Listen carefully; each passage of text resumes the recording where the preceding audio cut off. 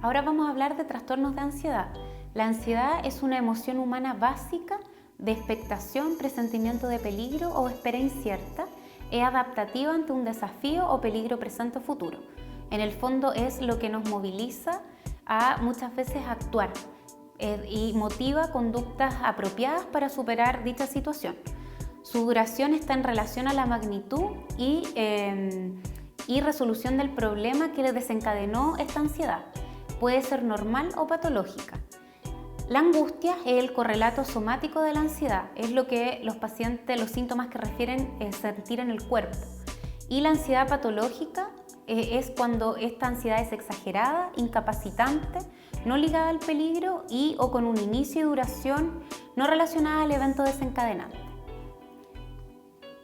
Cuando hablamos de trastornos de ansiedad, según el DSM-5, hablamos de trastorno de ansiedad por separación, mutismo selectivo, trastorno de ansiedad social, trastorno de pánico, agorafobia, trastorno de ansiedad generalizada, trastorno de ansiedad inducido por sustancias, trastornos de ansiedad de causa médica y otros trastornos de ansiedad no especificados.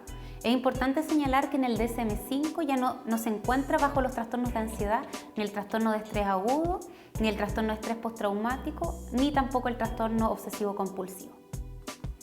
En cuanto a todo el grupo de trastornos de ansiedad, hay factores de riesgo comunes y esto sería una historia familiar de ansiedad, una historia personal de otros trastornos ansiosos o trastornos del ánimo, eventos estresores en la infancia,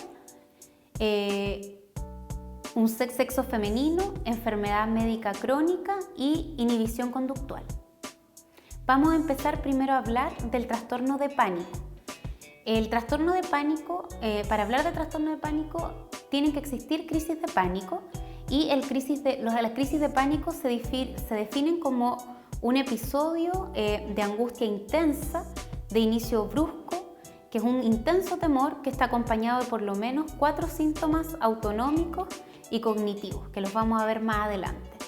Pueden ser gatillados por muchos estímulos, es decir, una persona sana podría presentar una crisis de pánico, por ejemplo, al enfrentarse a un peligro muy extremo, o una persona con fobia a las arañas podría tener una crisis de pánico al ver una araña, por ejemplo. Pero para nosotros hablar de trastorno de pánico, estas crisis de pánico tienen que ser imprevistas y recurrentes y al menos una va seguida durante el mes siguiente de inquietud y preocupación continua acerca de tener otras crisis y con un cambio significativo mal adaptativo. Es decir, los pacientes empiezan a tener conductas evitativas para evitar las crisis. Por ejemplo, pacientes que han tenido crisis de pánico en el metro empiezan a evitar subirse al metro por el temor de tener una nueva crisis. En general, las comorbilidades más importantes del trastorno de pánico es agorafobia y otros trastornos ansiosos. La agorafobia es el temor intenso que en general se desencadena ante situaciones en las cuales es difícil escapar. Las crisis de pánico, como les señalaba anteriormente, se definen como la aparición súbita de un miedo intenso o de un malestar intenso que alcanza su máxima expresión en minutos y durante este tiempo se producen 4 o más de los siguientes síntomas. En general se define por palpitaciones, pueden tener aceleración de la frecuencia cardíaca, sudoración, temblor, sensación o dificultad para respirar, una sensación de asfixia, sensación de ahogo, dolor o molestias en el tórax, náusea o malestar abdominal, sensación de mareo, inestabilidad, escalofrío o sensación de calor, parestesias, desrealización o despersonalización, miedo a perder el control o de volverse loco y miedo a morir. En general eso es algo que relatan los pacientes que tienen crisis de pánico, que un intenso temor a morir en ese minuto o que van a perder el control o volverse locos, que es una pregunta importante en pacientes que han tenido crisis de pánico. Sí es súper relevante hacer el diagnóstico diferencial de crisis de pánico con otras patologías médicas. Por ejemplo, un paciente con dolor torácico se hace muy importante descartar un infarto agudo al miocardio, un TEP, patologías que son graves, por lo cual en este grupo de pacientes es importante siempre realizar un examen físico, si es necesario solicitar exámenes de laboratorio en pacientes mayores sería muy relevante hacer un electrocardiograma. Hay que recordar además que en general el trastorno de pánico es una patología de adultos jóvenes. Por eso si esta patología se presenta en mayores de 35 o 40 años, es importante descartar otras enfermedades médicas. También se hace relevante descartar patologías como hipertiroidismo, el feocromocitoma, que pueden provocar síntomas similares como de crisis de pánico. Y en cuanto a trastornos neurológicos, es importante descartar epilepsia, disfunción vestibular, neoplasia y siempre preguntar a estos pacientes por el uso de drogas. El uso de cocaína podría desencadenar crisis de pánico, así como también el uso de marihuana. Y en cuanto a lo cardiopulmonar, es importante descartar arritmias, asma, infarto agudo al miocardio, primero antes de poder pasar a tratar una patología psiquiátrica o postular este diagnóstico.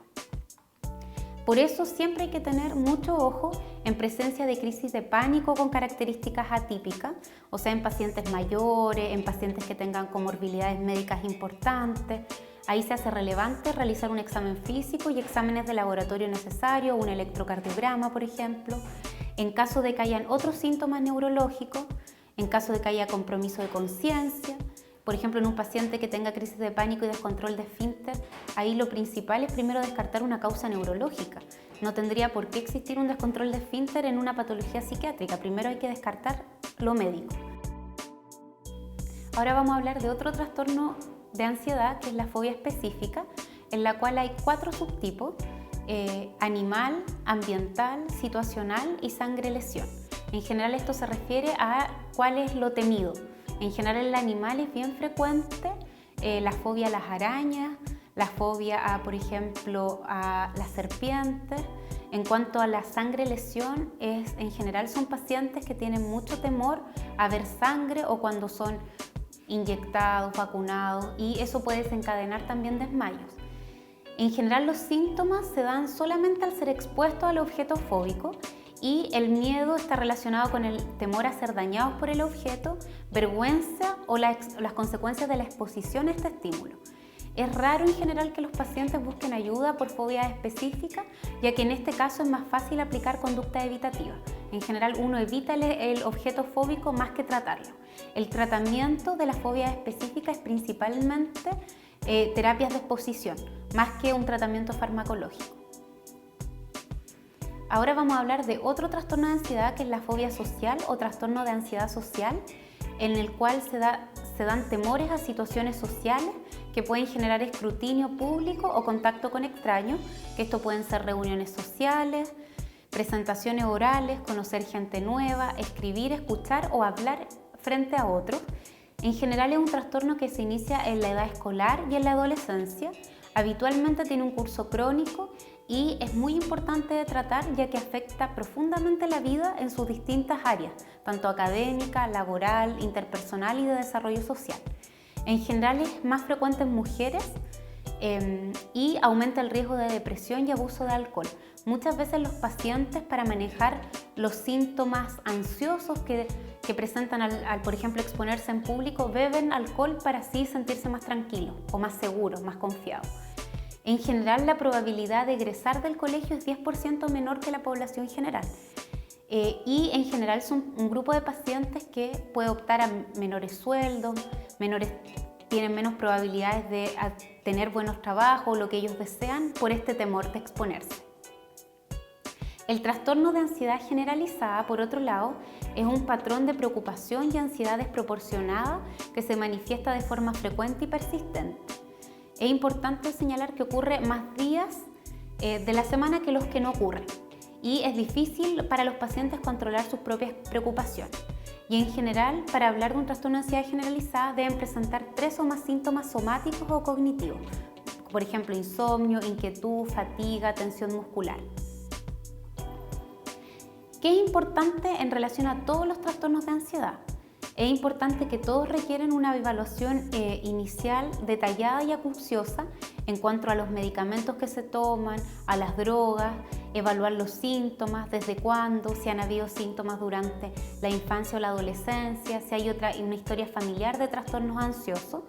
Es importante además realizar en estos pacientes un estudio básico, un hemograma, un perfil lipídico, glicemia, pruebas tiroideas, y si se sospecha es importante realizar examen toxicológico de drogas principalmente, porque pueden esto aumentar los síntomas ansiosos o ser la causa de los síntomas ansiosos. El manejo en general para el grupo de patologías de trastornos de ansiedad es con inhibidores selectivos de la recaptura de serotonina, y en general con este grupo de pacientes uno utiliza benzodiazepina al inicio del tratamiento. Es muy relevante que las benzodiazepinas deben ser utilizadas por un tiempo corto, el menor tiempo posible, ya que las benzodiazepinas provocan dependencia y en general es un fármaco que hay que evitar también en adultos mayores porque aumenta el riesgo de caídas y provoca alteraciones cognitivas. Cuando uno habla de mantenerlas poco tiempo, en general lo ideal es menos de un mes y ir bajándolas paulatinamente y manifestarle a los pacientes que el tratamiento es principalmente con ICRS. Estos pueden ser sertralina, paroxetina, escitalopram, ahí dependiendo de lo que uno tenga y pueda disponer en atención primaria. De los trastornos ansiosos es importante señalar que el trastorno de ansiedad generalizada es muy frecuente en atención primaria.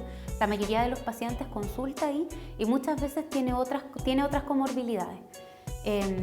Y en cuanto a la psicoterapia, en general es relevante en este grupo de patología y en general lo que se ha visto que tiene más evidencia es la terapia de exposición.